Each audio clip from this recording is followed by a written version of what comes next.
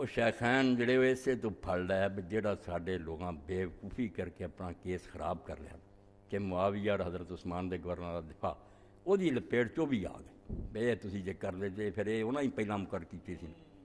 جے انہاں دا مقدمہ لڑنا میرے سامنے لیاؤ جنہ مرضی سی ہاں ابو بکر عمر نو بچاؤ جنہ چجنا حکومت کی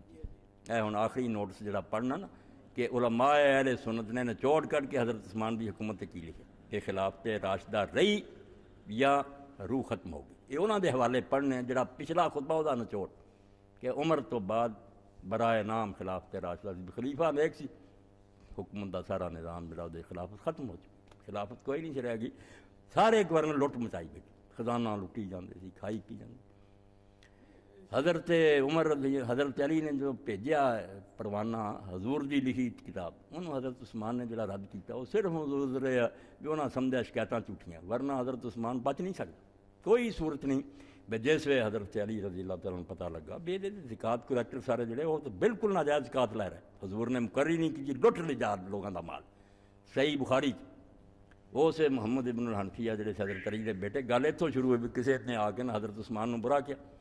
انہیں آخیا نہ برا نہ کہو نیک سی وہ کہیں گے تیرا باپ نہیں سی برا آندا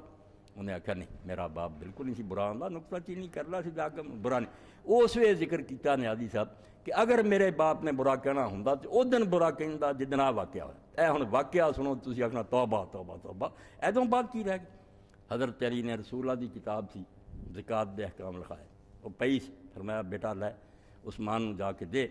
بے اپنے جڑے نا زکوٰۃ دے کلیکٹروں کہہ بے رسول اللہ نے آ زکوٰۃ مقرر کی یہ تحت وصول کر جدوں گیا حضرت عثمان نے وہ بے ادبی کا کلمہ کیا ترجمہ کرنا اگنے آنا لے جا پرا اس کتاب انہیں لیا کے باپ نو دیتی حضرت علی نے آخیا پت جی تو لئی رکھ دے جو میرا کام تھی ختم ہو اتنے محمد آندا بھی جے برا کہنا ہوں تو اس دن لعنت پہ ایڈی گل بری بھی نبی پاک کی کتاب نو ہاتھ نہیں لایا آندا لے جا پرا